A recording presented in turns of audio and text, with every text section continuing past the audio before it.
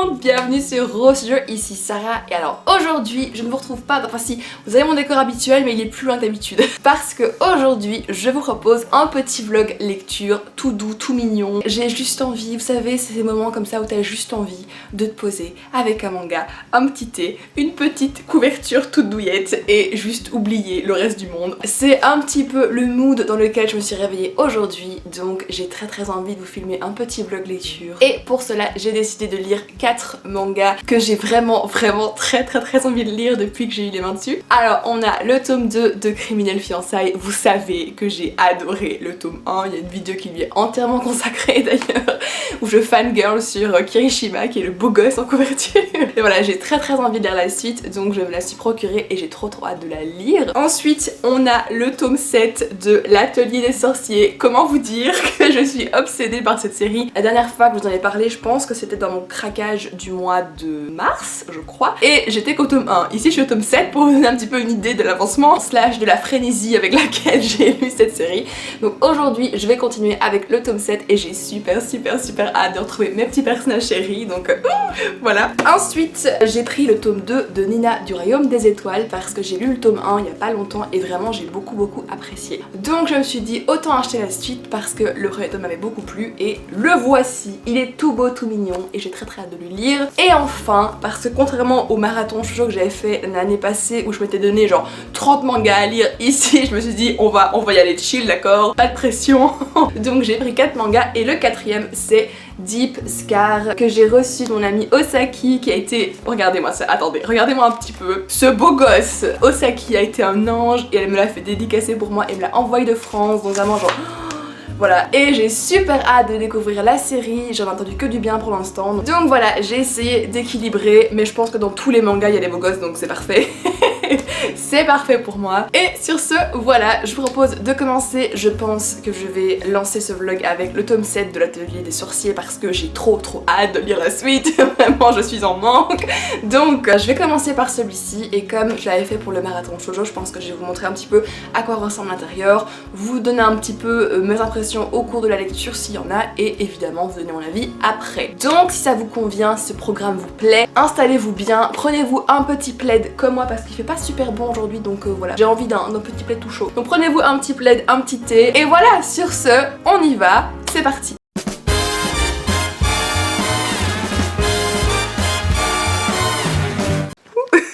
Comme vous pouvez voir, je suis toujours pas hyper à l'aise avec la caméra à la main levée. Je vais essayer de vous dire ça le plus droit possible, mais je ne promets rien. Donc, comme vous pouvez le constater, je suis installée confortablement. J'ai un petit plaid comme une mamie, mais j'assume, avec un petit oreiller au fond et j'ai mes mangas à côté de moi, une bouteille d'eau au cas où j'aurais soif. Et les gars, j'ai même, je sais pas si vous allez la voir, j'ai allumé une petite bougie, petite bougie biscuit, parce que je me suis dit autant aller à fond quand c'est les moments comme ça de détente, autant y aller à 100%, donc voilà. Donc là je suis totalement prête à commencer ce vlog, donc c'est parti pour l'Atelier des Sorciers numéro 7, j'ai super hâte et on y va, c'est parti.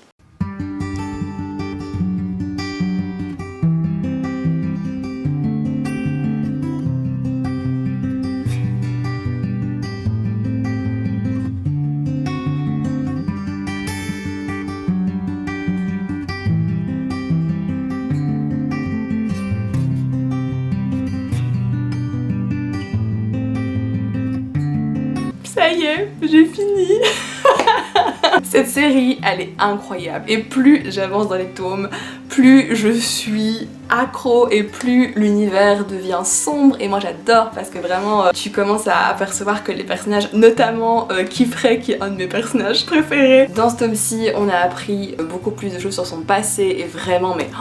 ça m'a brisé le cœur. J'aime encore plus son personnage et vraiment le côté où il est pas tout blanc, il est pas tout noir, il est un petit peu entre les deux et ça commence tout doucement à se révéler et vraiment, mais c'est vraiment très bien, c'est très chouette. Moi j'adore les personnages qui sont un peu moralement gris, donc vraiment je suis au paradis. Franchement j'ai vraiment peur de comment les choses vont évoluer parce que là la fin les gars, elle est incroyable, genre on te lâche un de ces trucs et t'es là ah Donc vraiment, à chaque fois, franchement, à chaque fois que je finis un tome, j'ai qu'une envie, c'est de lire la suite. Et vraiment, j'adore cette série. Je trouve que les personnages sont super attachants, mais tous. Et je suis hyper intriguée par... Vous voyez ces personnages-là? C'est un peu, vous savez, les personnages un peu genre froids et très droits. Et moi, j'adore ce type de personnage.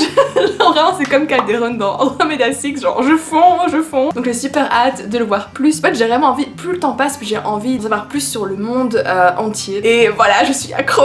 Je suis vraiment juste accro. Je pense que si vous cherchez une histoire avec un univers fantastique empreint de magie, de personnages qui sont un peu moralement gris. D'ailleurs ça j'aime bien parce que souvent je trouve que dans les histoires de sorciers, c'est toujours le bien versus le mal. Et ici ça pose vraiment la question de qu'est-ce que le bien, qu'est-ce que le mal, et parfois jusqu'où tu serais prêt à aller pour techniquement faire le bien, du style sauver les gens, mais du coup pour y arriver parfois tu dois faire le mal. Donc c'est vraiment plein de questions comme ça, et je trouve que l'univers il est beaucoup plus gris que noir et blanc. Moi c'est vraiment un genre de truc qui me parle et que j'aime beaucoup parce que je trouve ça tellement plus riche, tellement plus crédible en fait. Enfin, vraiment j'adore, vraiment j'ai pas d'autres mots, j'adore. J'espère que j'arrive à rendre justice à ce tome et à cette série parce que ce serait vraiment dommage, mais vraiment je vous la conseille à 100% parce que c'est incroyable et j'attends juste la suite. J'attends juste la suite. Voilà, gros coup de cœur pour moi en tout cas. Et sur ce, on va passer à la suite qui n'a plus rien à voir pour le coup avec l'atelier des sorciers, puisque je vais prendre Criminel Fiançailles, le tome 2. J'ai hâte, j'ai très hâte parce que Kirishima et Yoshino ça fait partie de mes personnages mes préférés. Surtout Yoshino qui est l'héroïne badass par excellence.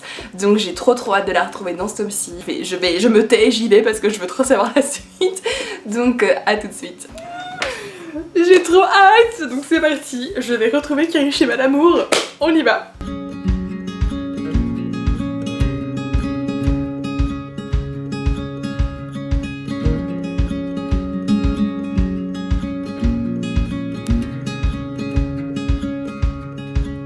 Ça y est, j'ai fini le tome 2 et oh là là, mais je sais même pas par où commencer. C'était très bien. Alors il faut savoir que moi j'attendais Shoma qui est le nouveau personnage qui arrive. Je vais vous le montrer parce que franchement il vaut le détour. Je vais vous le mettre en abdos parce que bon sinon c'est pas drôle hein. Regardez là vous avez son magnifique dos. Ici son magnifique dos tatoué et je pense que je l'ai de face. Oui regardez voilà je l'ai de face. Juste ici il est magnifique, il est incroyable. Donc forcément moi je l'attendais avec énormément d'impatience parce que non seulement il est canon mais aussi parce qu'il va vraiment apporter une nouvelle tension dans la relation entre Yoshino et Kirishima. Je pense que vous pouvez le voir à la fin avec le regard mais d'assassin que Kirishima lance aux deux personnages. Franchement la première fois que j'ai vu la scène j'ai eu des frissons parce que vraiment Kirishima qui est toujours avec un sourire aux lèvres, là tu vois qu'il sourit pas du tout et qu'il a une tête de tueur. Donc vraiment mais j'attendais avec vraiment beaucoup d'impatience l'arrivée de Shoma et j'ai pas été déçue. J'adore sa relation avec Yoshino, je les trouve mais adorables. Je trouve que vraiment il est hyper protecteur avec elle et il est super chou. Enfin, vraiment moi je l'adore. Dites-moi un peu si vous préférez Kirishima ou Shoma parce qu'au final je trouve que Yoshino irait très bien avec Shoma. Je sais que c'est une opinion qui est un peu impopulaire parce que tout le monde veut la voir avec Kirishima, mais je trouve que Shoma est absolument adorable et moi je les verrais bien ensemble aussi. Donc voilà, parce que Kirishima, et je pense qu'il faut en parler là-dedans, on voit à quel point c'est une ordure puisqu'il couche avec un million de femmes différentes, mais vraiment, mais ce que j'ai adoré c'est le fait que Yoshino le sache pertinemment. Elle lui dit qu'elle est tout à fait au courant qu'il est comme ça et qu'elle va pas du tout s'énerver parce qu'elle l'aime pas et qu'elle s'en fout en fait. Et vraiment j'ai adoré parce que je me dis ça montre tellement à quel point elle s'en fout mais totalement. Et j'ai vraiment adoré la scène, je vais vous la montrer, elle est trop belle. Cette scène-ci où Kirishima lui tresse les cheveux mais... C'est vrai que je trouve que Kirishima, autant il a un côté terrifiant, autant parfois il agit comme un enfant, enfin vraiment il est trop mignon, il est super sincère. Voilà, franchement Criminel Fiançailles, si vous cherchez un manga avec une héroïne super badass, un héros masculin qui est vraiment très différent de ceux qu'on croise mais en même temps qui a un côté quand même un petit peu attachant, et si vous aimez les bad boys et les yakuza avec la monteuse, c'est pour vous. Et du coup, voilà, je vous propose de passer à la suite. Franchement, pour l'instant, je me sens bien. Je crois que je prends pas assez le temps de me poser pour lire des mangas parce que souvent dans la semaine, je fais plein de trucs et je vais plutôt aller vers Netflix plutôt que vers un manga, alors qu'au final, je trouve que ça apporte tellement de joie et de bonheur, tout simplement. Bref, je pense que je vais prendre prendre celui-ci, donc Nina du Royaume des Étoiles pour mon 3e manga. On va retourner avec du fantasy avec ce manga-ci. J'ai très hâte parce que là aussi on a un magnifique beau gosse dans la couverture. En tout cas, je sais pas si vous avez déjà lu le manga Fleur millénaire parce que je trouve qu'il y a vraiment des points que j'ai un peu retrouvé dedans, le côté très froid en termes de ce qui se passe, de l'intrigue un peu politique et de pourquoi est-ce que l'héroïne doit se faire passer pour une autre personne. Il y a plein de choses dans le récit qui m'ont vraiment fait penser à l'ambiance en tout cas de Fleur millénaire. Dites-moi un peu ce que vous en pensez. En tout cas, j'ai très hâte de découvrir la suite et de voir la relation entre nos deux protagonistes évoluer parce que franchement, Ottoman, tu sentais un petit peu la romance arriver. Donc voilà, moi je suis toujours là pour ça, vous savez bien. Donc j'ai hâte de la voir se développer et je vous propose de commencer tout de suite.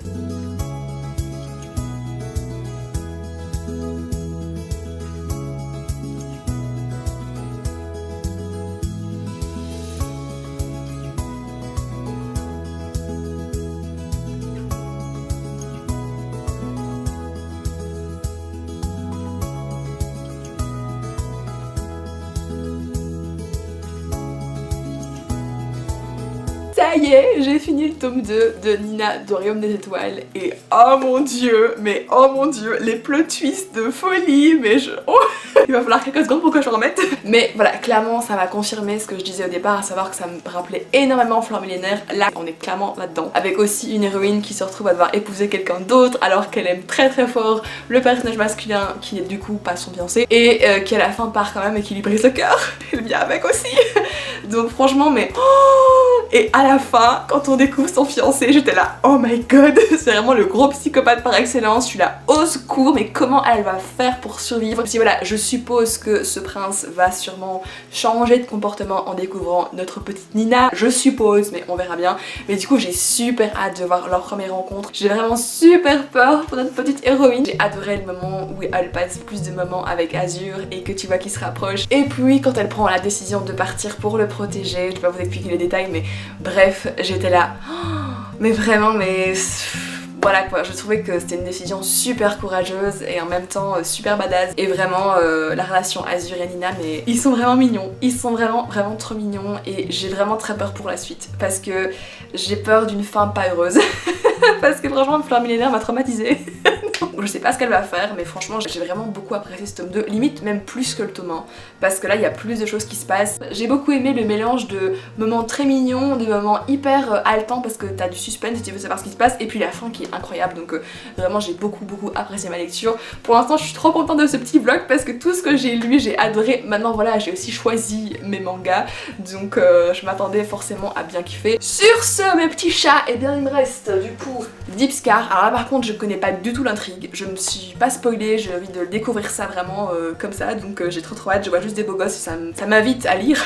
Donc ce que je vais faire c'est qu'ici il est, je crois qu'il est, attendez je vais regarder, il est 14h et comme mon estomac crie famine, je pense que je vais aller manger un petit bout et je vais me le garder pour l'après-midi et je vous retrouve du coup juste après. Me revoilà, alors je suis en train de manger en regardant l'animé Otaku Otaku parce que je l'ai découvert il y a quelques jours et vraiment genre voilà, j'adore, je vis ma meilleure vie. Donc je pense qu'il n'y a pas de plus grand plaisir dans la vie que de manger des pâtes, que j'adore les pâtes. Vous savez, je suis vraiment Miss Pâtes avec plein de fromage et un animé, c'est la vie.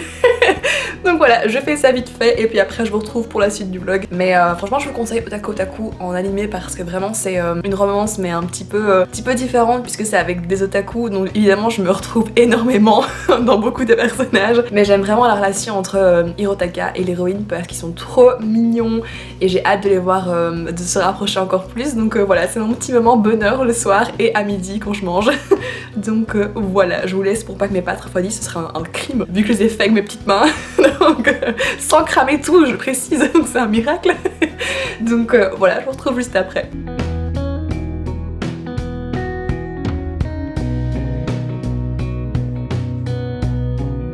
Revoilà, j'ai fini de manger et j'ai fini mon petit épisode d'animé, donc je suis trop contente. C'était le petit midi parfait. Et sur ce, écoutez, je vais terminer mon vlog avec Deep Scar. J'ai super hâte de commencer. J'espère vraiment qu'il va être bien. Ce serait quand même dommage parce que pour l'instant j'ai vraiment eu que des lectures super cool, donc je croise les doigts. Et sur ce, c'est parti, on y va. Je me suis réinstallée, j'ai mon petit thé avec moi. Je vais essayer de pas le renverser parce que ce serait une catastrophe. Hop, voilà, et c'est parti.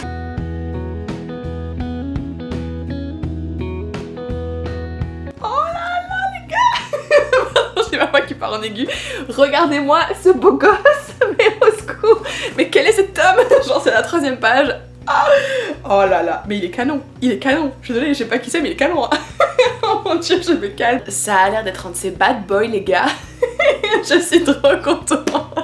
Pardon, je me calme, mais pour l'instant c'est un très bon signe positif. Donc on va voir. J'espère qu'il sera pas trop, trop relou. Mais pour l'instant il m'a fait une bonne impression. Donc on va voir.